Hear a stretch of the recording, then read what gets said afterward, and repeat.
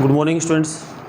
Last class तक हमने सदिश के बारे में थोड़ी सी बेसिक सी जानकारी पढ़ी थी, जिसके अंदर हमने ये पढ़ा था कि सदिश क्या होता है, सदिशों के प्रकार। और आपकी जो 10.1 की जो एक्सरसाइज है उसके अंदर सिर्फ इतनी सी बातें हैं कि आपको ये पता होना चाहिए कि जो टाइप्स ऑफ वेक्टर है वो आपको पता होना चाहिए। सदिशों के प्रकार थोड़ा सा देख लोगे तो ऐसे ही क्वेश्चन है, उसमें यही पूछा गया है जो मैंने करवा भी दिए हैं लास्ट क्लास में आपको, कि सदिशों के कौन कौन सा ये सदिश किस प्रकार का सदिश है, कौन सी राशि सदिश है, कौन सी राशि सदिश है नहीं है। अब हम सदिश के बारे में थोड़ा सा आगे पढ़ते हैं, जिसमें हमने परिमाण भी देख लिया था कि सदिश का परिमाण कैसे निकाला जाता है, किसी बिंदु का स्थिति सदिश कैसे लिखा जाता है, दो बिंदुओं को मिलाने वाला सदिश क्या होता है।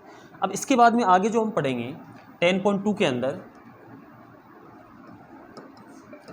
देखो सबसे पहले अपन देखते हैं दिक् अनुकोज्य।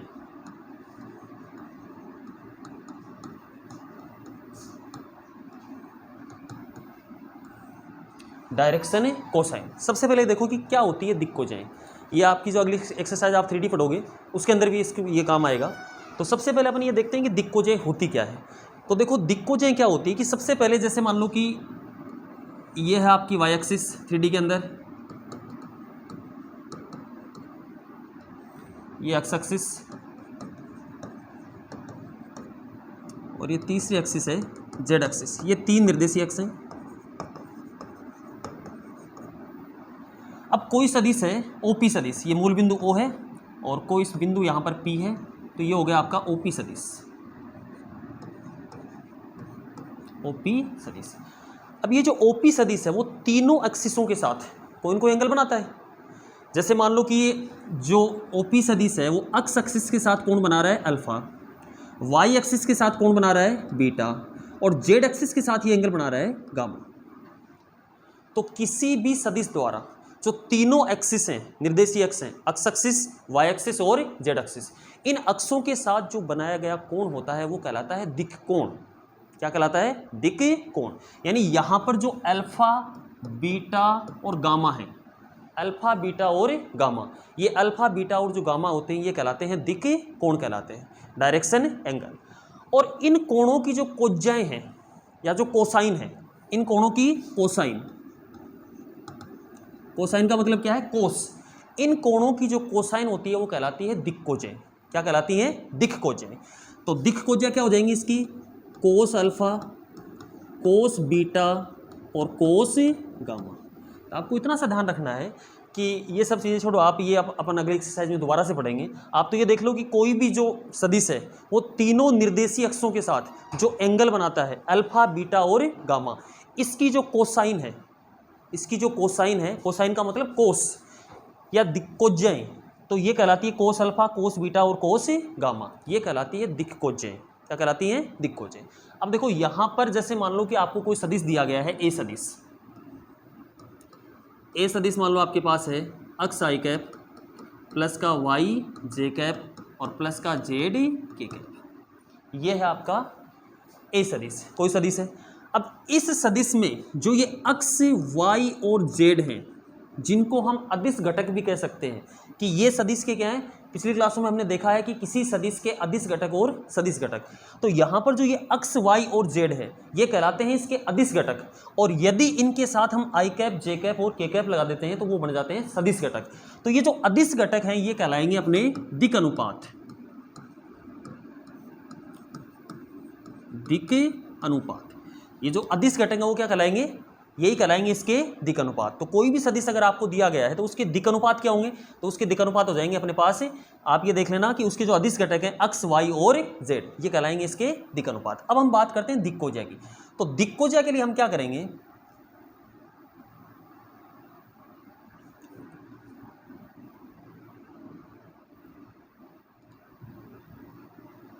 दिक्कोजय के लिए हम करेंगे कि सबसे पहले जो भी आपको सदिश दिया गया है उसको आप एकांक सदिश में चेंज कीजिए। जो भी आपको सदिश दिया गया है उसको आप चेंज करो किसमें? एकांक सदिश में।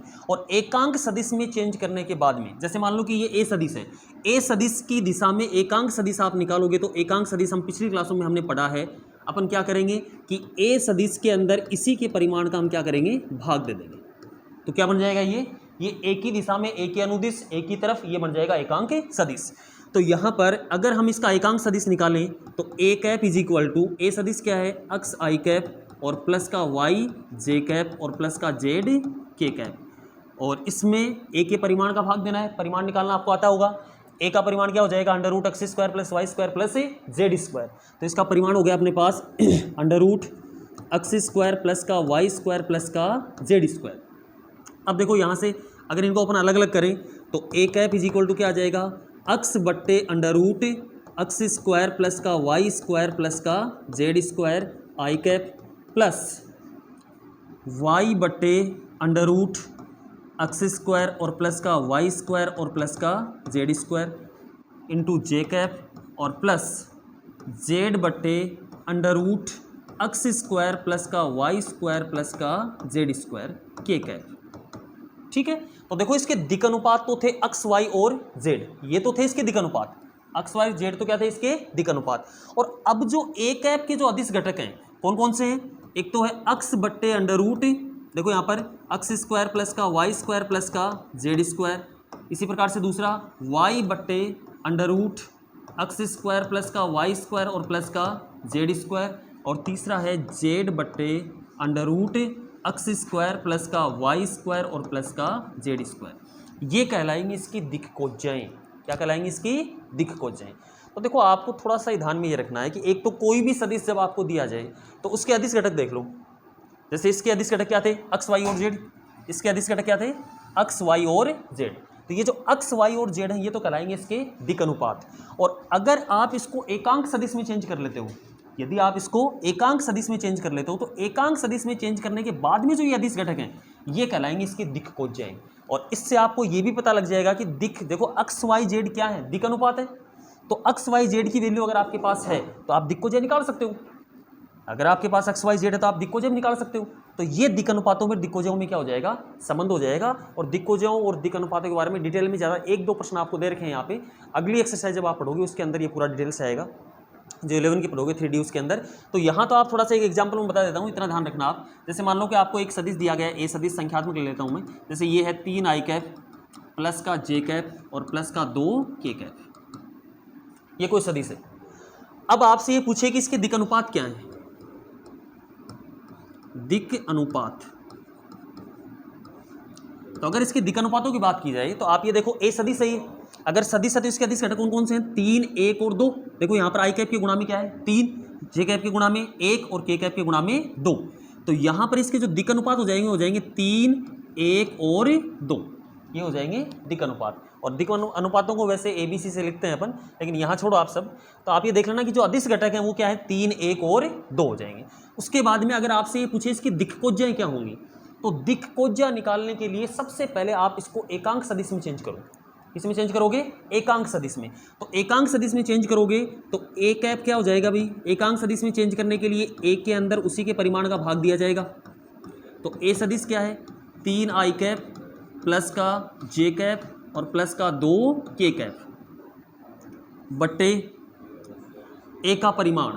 तो देखो 3 1 और 2, तो ए का जो परिमाण हो जाएगा वो क्या हो जाएगा, अंडर रूट क्या होता है फॉर्मूला अपना, under root x square plus Y square plus Z square.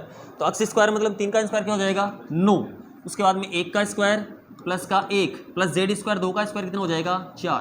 तो ये आ गया अपने पास अंडर रूट 14 इकाई। कितना आ गया इसका परिमाण, अंडर रूट 14 इकाई। तो जब हम ए के अंदर उसी के परिमाण का भाग देंगे तो ये क्या बन जाएगा, एकांक सदिश बन जाएगा।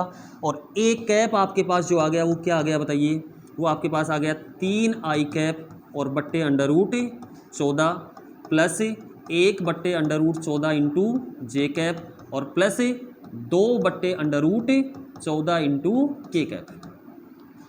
ठीक है, तो यहाँ पर इसकी जो दिक् कोज्जा होगी वो क्या हो जाएगी, 3 बटे अंडर रूट 14, 1 बटे अंडर रूट 14 और 2 बटे अंडर रूट 14, ये कहलाएंगी इसकी दिक् कोज्जा कहलाएगी। और दिक् कोज्जा को LMN से भी लिख सकते हैं अपन। और वैसे दिक् कोज्जा अभी मैंने आपको बताया था क्या होती है, कोस अल्फा कोस बीटा और कोस गामा। तो आप ये कह सकते हो कि कोस अल्फा जो है वो आ गया अपने पास 3 बटे अंडर रूट 14 और कोस बीटा जो है वो आ गया आपके पास 1 बटे अंडर रूट 14 और कोस गामा जो है वो आ गया 2 बट्टे अंडर रूट 14, 2 बट्टे अंडर रूट 14। दिक् कोज्जाओं को LMN से भी लिखते हैं अपन। ये L हो गया 3 बटे अंडर रूट 14, M हो गया 1 बटा अंडर रूट 14 और n कितना हो गया 2/√14। तो आपसे सिंपल सा क्वेश्चन ये पूछा जाएगा, कोई सदिश आपसे देकर ये पूछा जाएगा कि आप इसके दिक् अनुपात बताइए या फिर आप इसकी दिक्कोजय बताइए। वैसे दिक्कोजय होती क्या है, दिक्कोजय मैंने अभी आपको बताया है कि जो दिक्कोजय होती है वो क्या होती है कि कोई भी सदिश जो है वो तीनों एक्सिसों के साथ, जो निर्देशीय अक्ष होती है अपनी एक्स एक्सिस, वाई एक्सिस और जेड एक्सिस, तीनों एक्सिसों के साथ जो एंगल बनाता है उसकी जो कोज्या होती है, कोज्या का मतलब किसको कहते हैं अपन, कोस को कहते हैं। कोज्या किसको कहते हैं, कोस को या कोसाइन। उसकी जो कोज्या होती है वही कहलाती है दिक्कोजय। जैसे मान लो कि कोई सदिश है वो एक्स एक्सिस के साथ बनाता है अल्फा, वाई एक्सिस के साथ बीटा और जेड एक्सिस के साथ बनाता है गामा।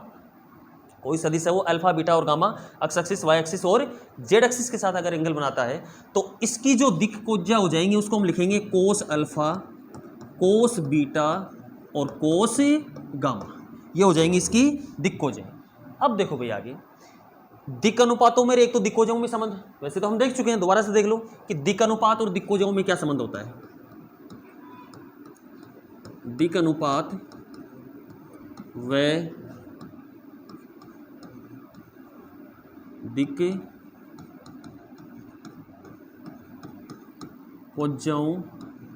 में संबंध, ये संबंध हम प्रूव करना आप देखेंगे जब क्लासेस चालू होगी तब देखेंगे। अभी आपके पास सीधा देख लो आप फॉर्मूला।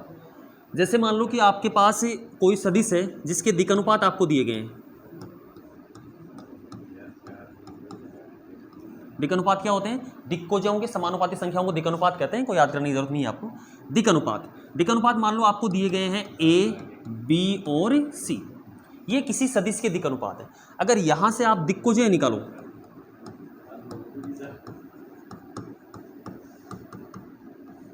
अगर दिक्कोजय आप निकालोगे यानी कोस अल्फा निकालोगे तो कोस अल्फा देखो अभी मैंने बताया कि एकांक सदिश में चेंज कर दोगे, एकांक सदिश में चेंज कर दोगे तो वो दिक्कोजय ही होगी। और एकांक सदिश में अभी आपने देखो चेंज किया है, जैसे मैंने इसमें लास्ट क्वेश्चन के अंदर मैंने ये माना था कि एक्स वाई जेड है, इसके दिक् अनुपात क्या है, एक्स वाई और जेड। तो अगर एक्स वाई जेड इसके दिक् अनुपात थे तो इसकी दिक्कोजय क्या आई, एक्स बटा under root x square plus Y square plus Z square, Y बटा और जेड बटा। तो यहाँ पर भी देखो अगर ए बी सी इसके दिक् अनुपात है, अगर दिक् अनुपात ए बी सी हैं तो इसकी पहली दिक्कोजय क्या हो जाएगी, ए बटा अंडर रूट ए स्क्वायर प्लस का बी स्क्वायर प्लस का सी स्क्वायर। दूसरी दिक्कोजय कोस बीटा, कोस बीटा हो जाएगा बी बटे अंडर रूट ए स्क्वायर प्लस का बी स्क्वायर प्लस का सी स्क्वायर।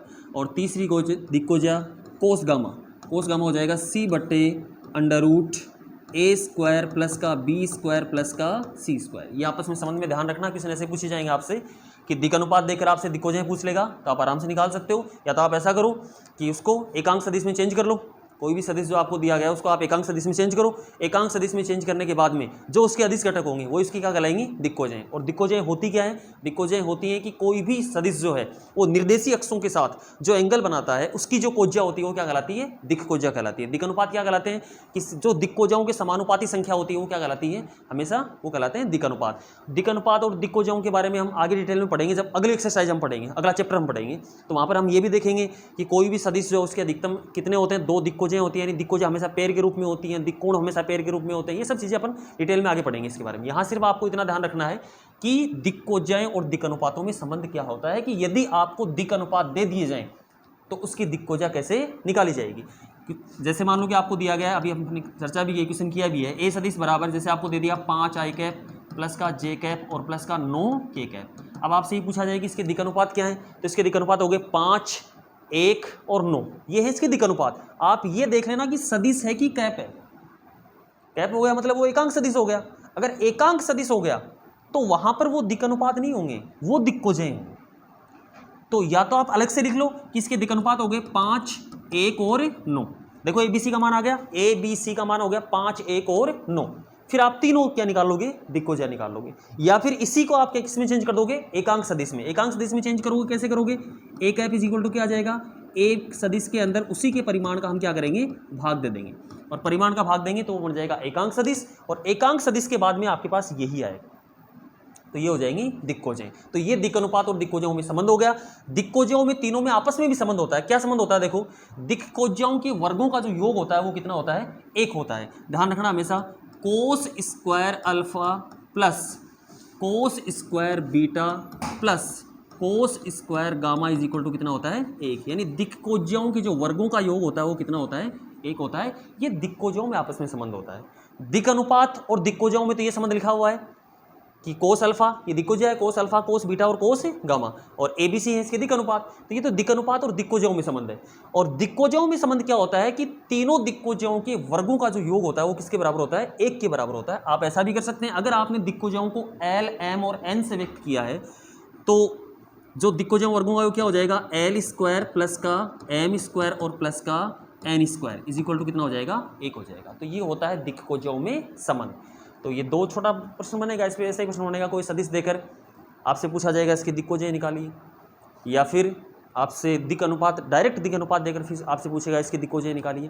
तो ऐसा प्रश्न इसमें बनता है, तो थोड़ा सा ध्यान से देख लेना दिक्कोज्य और दिक अनुपात। और ये सेम चीज़ें अगले चैप्टर में दोबारा से आने वाली हैं आपके, दिक्कोज्य और दिक अनुपात, इनमें आपस में संबंध, ये सब कुछ आने वाला है। इस संबंध से हम क्या कर सकते हैं, कई बार ऐसा प्रश्न भी पूछा जा सकता है जैसे कोस अल्फा है वो भी दिक्कोज्य, कोस बीटा और कोस गामा। यहाँ से आपको ये भी पूछा जा सकता है कि आपको 2 दिक्कोज्य दे देगा किसी सदिश के और आपसे पूछ लेगा तीसरी दिक्कोज्य निकालो। तो अगर आपको 2 दे दे, यानी यदि आपको कोस अल्फा दे दिया और कोस बीटा का मान दे दिया, अब इसी रिलेशन से हम क्या निकाल सकते हैं, कोस गामा का मान निकाल सकते हैं। या फिर केवल आपको 2 दिक्कोण दे देगा। भाई दिक्कोण दे दिया, मैंने आपको ये बोला कि कोई सदिश जो है, कोई सदिश है वो तीनों निर्देशीय अक्ष जो हैं उनके साथ 30 डिग्री 45 डिग्री और 60 डिग्री का कोण बनाता है। मैंने कोण दिया, मैंने दिक्कोज्य नहीं दिए। कोण जो सदिश से तीनों अक्षों के साथ जो कोण बनाता है उसको हम दिक् कोण कहते हैं। तो ये दिक् कोण है आपके पास, डायरेक्शन एंगल, ये है दिक् कोण। अगर आपसे पूछे इसकी दिक्कोज्या, तो दिक्कोज्या क्या हो जाएंगी, इन कोणों की कोज्या, कोज्या का मतलब कोस। तो ये हो जाएगा इसकी दिक्कोज्या हो जाएगी कोस 30 डिग्री, कोस 45 डिग्री और कोस 60 डिग्री। तो ये हो जाएगी इसकी दिक्कोज्या। ये थे दिक् कोण, ये होगी दिक्कोज्या। इनकी वैल्यू निकाल लो, कोस 30 की वैल्यू निकाल लो, कोस 45 की निकालो और कोस 60 की निकाल लो। तो कोस 30 का मान क्या हो जाएगा √3/2, कोस 45 का 1/√2 और ये 1/2। तो अगर दिक् कोण दिक्कोज्या, अगर दिक् कोण है तो आप सिर्फ कोस लगाना है, तो आपके पास क्या आ जाएंगी दिक्कोज्या आ जाएंगी। तो ये है दिक् कोण और दिक्कोज्या।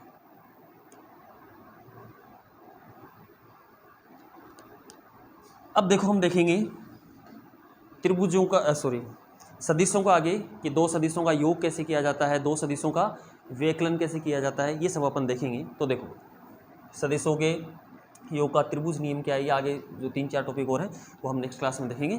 Thank you.